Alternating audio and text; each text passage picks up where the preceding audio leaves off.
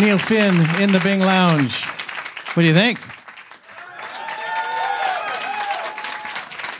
Thank you. So thank you. Thank you for taking the time to stop off on your way to San Francisco. I know it's not, I mean, it's on the way, but it's a pause in that long trip from Seattle to San Francisco. That's all right. So we appreciate it. That was good. Well, we had to get to Portland somehow. Yeah. They got left off. The new Not album, right. Dizzy Heights, is just out recently. And I was listening to it over the weekend, and it seems like there's a couple of things that I noticed. One, there's some, it seems like there's two separate kind of bands or lineups for some of the songs on the album.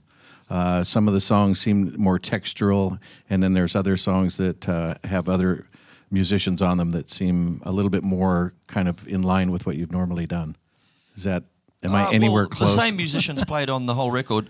We do have strings on playing. I've got quite elaborate string arrangements on probably half the record at least. Right. But the band is the same band from beginning to end, and that's just this time happened to be the best band I could find, which was my family. And I noticed that. That yeah. includes Introduce the folks here. Well, I mean, my two sons actually who played on the record are in New York at the moment. They've cut me loose. But my wife Sharon and I, we're bonded for life. So she's agreed to play bass on the tour. But apart from that, we've got a very fine band of mostly young New Zealanders, actually. Jesse Sheehan over here playing guitar. Lisa Tomlins on vocals. Jimmy Metherell playing guitar and vocals.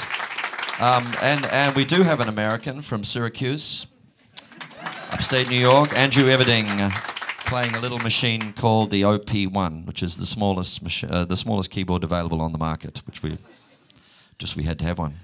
Nice. Well, again, thanks for stopping by. How do you know when it's time to put out an album? I mean, do you have a certain cycle that you do, or do you wait until you have enough songs, or do you go into the studio looking for inspiration? How does that work for you?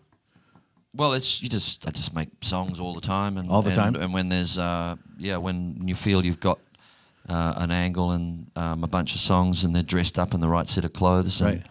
And, you finished throwing them up in the air and reassembling them half a dozen times or so, then you put them out, right. And then you move on, and you get out and you learn how to play them in front of audiences, and it's just what I do. It's in my blood. I'll never stop. Well, you've been doing it a while, It's been a good stretch, yeah. And I'm very glad and happy. That's not a bad thing. I'm not. Yeah, no, that's a good thing. No, I'm very grateful for the fact there's people still turn up and get crazy at my shows. And we had an amazing show last night in Seattle. People sang, they made chords. A few people were here, obviously, were there. They've made the trip. I don't know if you're coming to San Francisco, but if you are, it's time to stop off and buy some eggs and throw them at the bus, and then we'll throw them back at you. Yeah, but it's been great. It's really good. I love doing the songs live. This band is really hot. Let's hear some more. This is great. Neil Finn in the Bing Lounge. Thank you. Dizzy Heights.